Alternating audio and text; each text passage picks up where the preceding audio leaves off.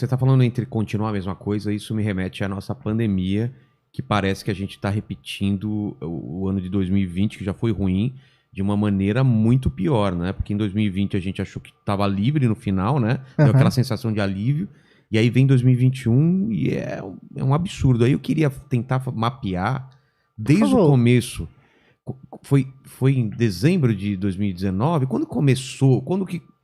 Qual é essa linha do tempo ela tem a ver com outras gripes? Como que funciona Em isso? 2019, finalzinho de 2019, dezembro, surge, né, a descoberta de um vírus. Tá, surgiu na China, Wuhan, ok. É um vírus, coronavírus, a gente já conhecia outros coronavírus, né, o SARS-CoV-1, tá, o MERS. O do gripe suína era esse ou não? Não, teve algumas pandemias locais em alguns países asiáticos com outros coronavírus. E o coronavírus, basicamente, é um vírus que tem uma coroa. Por isso que a gente classifica ele como coronavírus, sabe? Tem uma coroazinha. Aquele padrão de vírus, nós já conhecíamos eles.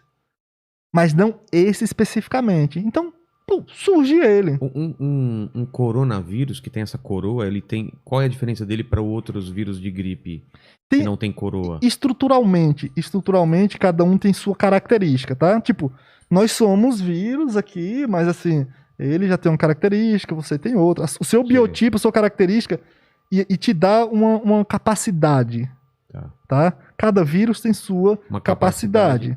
E aí, então, da sua família já é próximo um do outro. Mas aí, por exemplo, o irmão seu, embora tenha algumas características comuns, mas também é diferente, é outra capacidade. Vamos imaginar assim. Tá. Então... Aí, quando surgem esses coronavírus, ainda não era uma coisa para entrar em pânico? Ou já começou já meio estranho? Não. A princípio, quando me perguntaram em dezembro, janeiro...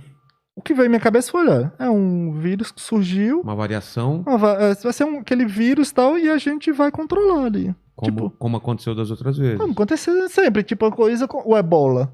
Se o Ebola tivesse acontecido isso, nós estávamos ferrados. Nós tínhamos dizimado. Então assim, eu imaginei, ok, esse coronavírus nós vamos controlar. O que aconteceu?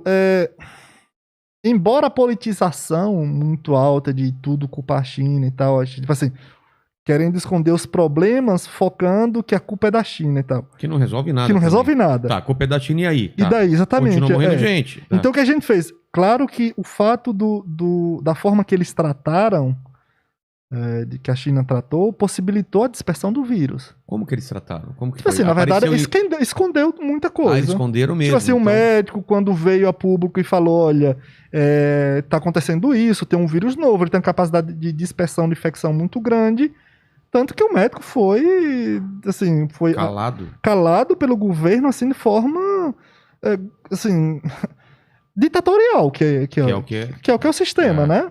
Então, assim, só que aí, pronto, dispersou. Quando dispersou, e aí a China já migra para o mundo inteiro, a gente tem a globalização, e aí veio para a Europa.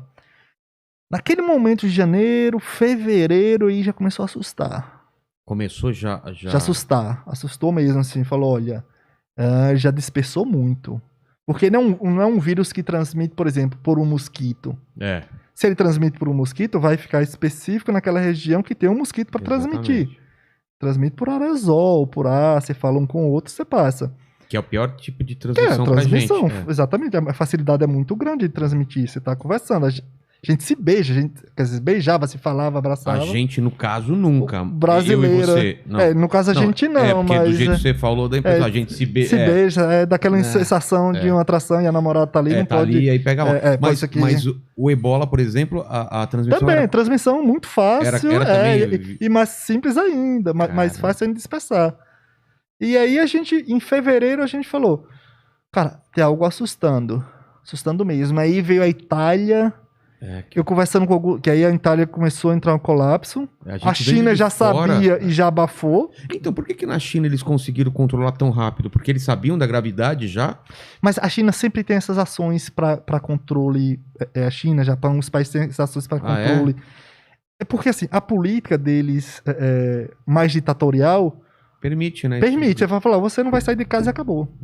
Então, assim, eles fecharam, mas não foi apenas isso. Eles deram suporte para as pessoas ficarem em casa. Tiveram lembra aquela construção de um hospital gigantesco em 7 dias, outro hospital gigantesco em 12 dias. Então deu aquele suporte, atendeu. Eles produzem os insumos farmacêuticos que, assim, para o mundo, eles já fecharam para eles, para o cuidado deles, tipo, assistência médica, hospitalar, ficou muito restrito a eles. Eles teve uma coisa importante que o pessoal também, às vezes, quando fala, porque aqui tudo é esquerda, direita e tal, comunista, isso, aquilo, e aí, por exemplo, teve uma importação que eles fizeram, uma colaboração que eles fizeram com Cuba, que foi muito importante, com Cuba, que foi para importação, para eles, importação do interferon tipo 1, que basicamente inclusive surgiu aqui no Brasil, olha, um remédio cubano, tal, que era importante, isso foi muito importante para eles, porque basicamente esse interferon, ele basicamente vamos utilizar essa expressão, um medicamento, é uma citocina, um componente do nosso corpo natural, que basicamente ele é muito importante para combater vírus, de modo geral. A gente usa aqui, por exemplo, para combater a hepatite B e C.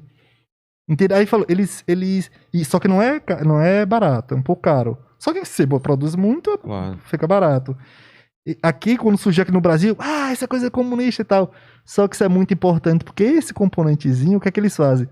Quando a gente injeta em nosso corpo, eles entram nas células que tem o vírus e nas células que não tem o vírus. O que é que acontece? Ele não é contra especificamente o coronavírus, mas quando ele está lá dentro da célula, o vírus entra, ele impede o vírus de se replicar.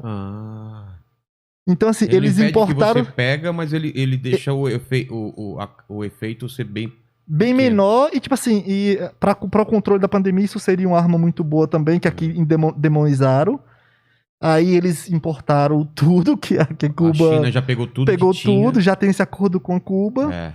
Então, assim, eles fizeram uma estratégia muito boa. E nós aqui não. Aí nós repetimos Fizemos carnaval, normal. Mas até o carnaval a gente não tinha o coronavírus aqui. Até então a gente tava, tipo, carnaval não tinha coronavírus. Todo mundo, tipo, eu e ela já não fomos. A gente tava combinado, falou, vamos aproveitar o carnaval em Salvador. Aí quando falou... Não fui, não.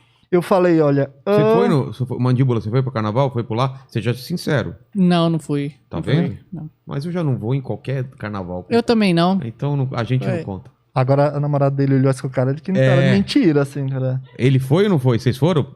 Tranquilo, tá bom. Foi, então não foi não. Aí a gente tinha combinado, falei, não vamos. Não tinha nenhum caso no Brasil, então, até o carnaval? Até então não. Aí falou, ok, não vamos mesmo assim, porque a coisa está piorando. Tá piorando, a Itália começou já a entrar em colapso. Então vamos lá, o paciente zero foi em... Sempre é a China. A China, como chama a cidade? Wuhan. Em dezembro. Isso. Na Itália explodiu os casos em... Janeiro e fevereiro já tinham casos. Em março, colapso. Depois da Itália começou a espalhar? Aí, por exemplo, Espanha, o vírus já estava na Espanha em março. E eu tava até conversando com os amigos naquela passeata de 8 de março, Dia Internacional da Mulher. O vírus lá, eu conversei com os amigos, olha, Espanha se ferrou. Por quê? Porque o vírus ele tá dispersando muito rápido, teve aquela passeata com muita aglomeração, casa caiu. 15 dias, um mês depois, colapso. E aí Estados Unidos. E aí foi incrível porque exatamente os países que subestimaram o vírus, Itália, Espanha, Inglaterra... Inglaterra também. Teve né? Os Estados Unidos com Trump, aquela coisa que nada, nós somos... Superman, aqui no Brasil, que é o presidente, olha, o máximo que pode ter são 800 mortes aqui no Brasil e 20 mil mortes no mundo, isso é exagero da mídia e tal. Esses países foram os primeiros que sofreram. E aí...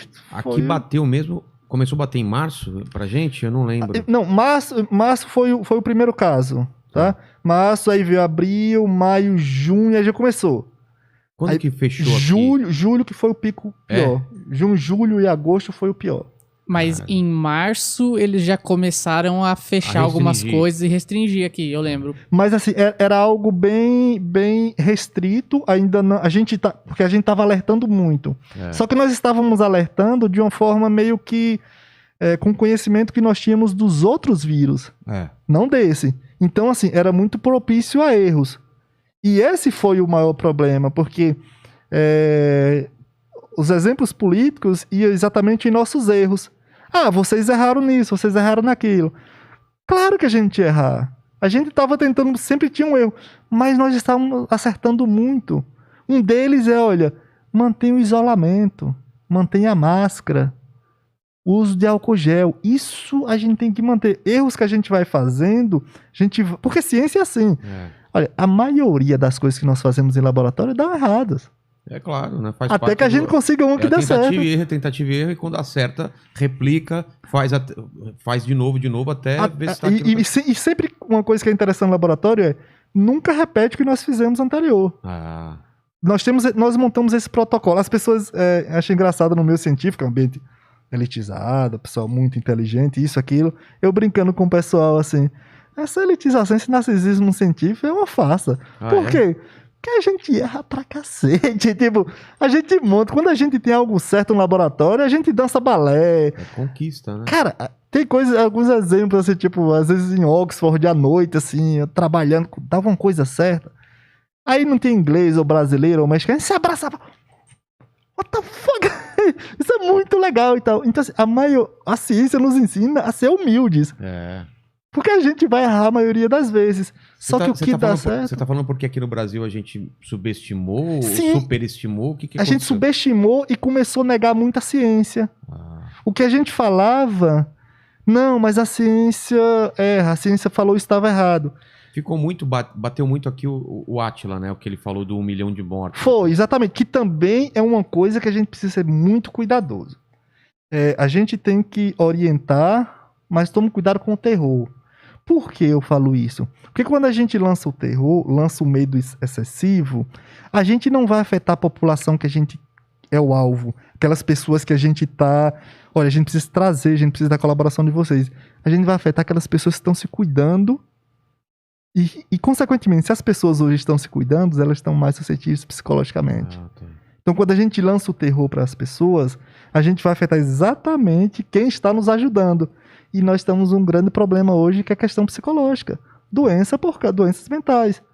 Porque as pessoas, nós somos saciáveis, a gente sai. Se ficar em casa, afeta muito.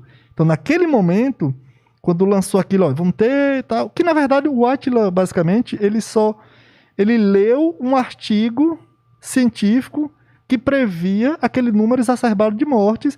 Um artigo, por exemplo, do grupo lá da Inglaterra. De Oxford? Foi da Inglaterra, foi da Imperial College.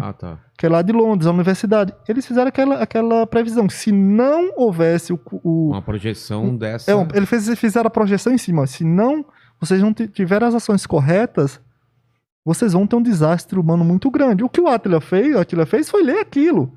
Todo mundo caiu matando em cima dele e tal. Ele não inventou esse número. Não, ele só fez ler o artigo.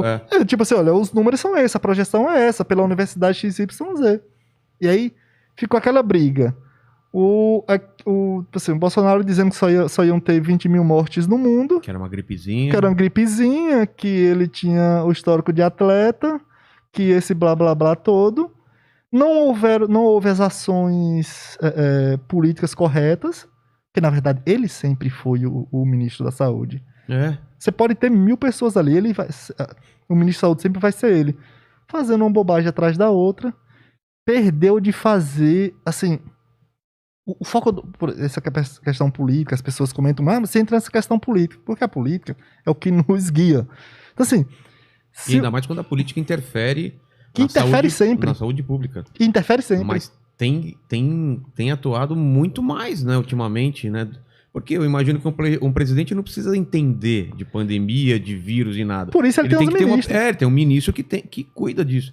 Senão, ele não deixa cuidar. Senão, assim, pra que então ter um ministro? Exatamente. Porque você contrata um ministro, de repente ele não pode ser um especialista ele não pode ser, de repente ele não é um médico, não é um cientista. Mas ele compreende de saúde pública, ele compreende de educação, ele compreende de estratégias para montar projeto. Então, consequentemente, o ministro ele vai ser capaz de formar equipe multidisciplinar que vai atuar num Brasil que necessariamente precisa de multidisciplinaridade, que a gente está falando de... País continental. E mesmo aqui, o diálogo que eu tenho contigo é diferente do diálogo que eu tenho na comunidade. É, com certeza. Então, assim, as estratégias de saúde pública, educação, precisa ser multidisciplinar. Então, assim, quando você monta essa equipe, eles nunca fizeram isso. Cara, a gente não tem... Foi formado há pouco tempo um comitê de combate à crise da pandemia. Nós temos um comitê. Quando a gente tem um problema grave, a primeira coisa que se monta em qualquer país é formar um comitê específico para aquilo. Tem um comitê. A primeira coisa que o ministro, quando ele falou, ok, as coisas comuns do ministério vão seguir, mas agora nós montamos um comitê do combate à crise, naquele período ali de pelo menos abril, maio. Olha, o Mandetta ficou até quando? Acho que ficou até junho, julho, eu não lembro. Tá. Então, assim, então naquele período monta o comitê de combate à crise. Não houve. Então, o vírus se espalhando. Parte da população aderindo e parte da população não. Ou adere todo mundo, ou todo mundo quebra a cara. É bem simples. Um vírus como esse, então foi junho, julho, o pico. Saiu em abril. Abril? Foi no comecinho ainda. Caramba, cara. Aquele era o período para montar o comitê. E ficou um bom tempo sem ninguém. Foi, aí ficou o substituto dele, que depois virou o ministro, né?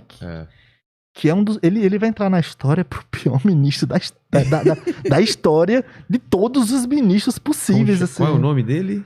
O que entrou em seguida do Mandetta foi aquele Nelson Teich. Foi, que só ficou menos de um mês. Aí depois... As olheiras lá, né? Foi, ele entrou quando acho que a primeira reunião dele, ele já entrou em decadência com aquelas olheiras, assim. Aí depois entra o general lá. Que aquele vai entrar com os piores ministros do planeta de todos os tempos, em todos os ministérios, assim. Um desastre atrás do outro. Até quando ele acertou, ele foi obrigado a errar. Que foi quando ele entrou em um acordo com o Instituto Butantan para comprar as vacinas. Ah, tá. Que aí o presidente falou, não tem acordo nenhum porque eu não compro essa vacina, e ele foi lá e desfez o acordo.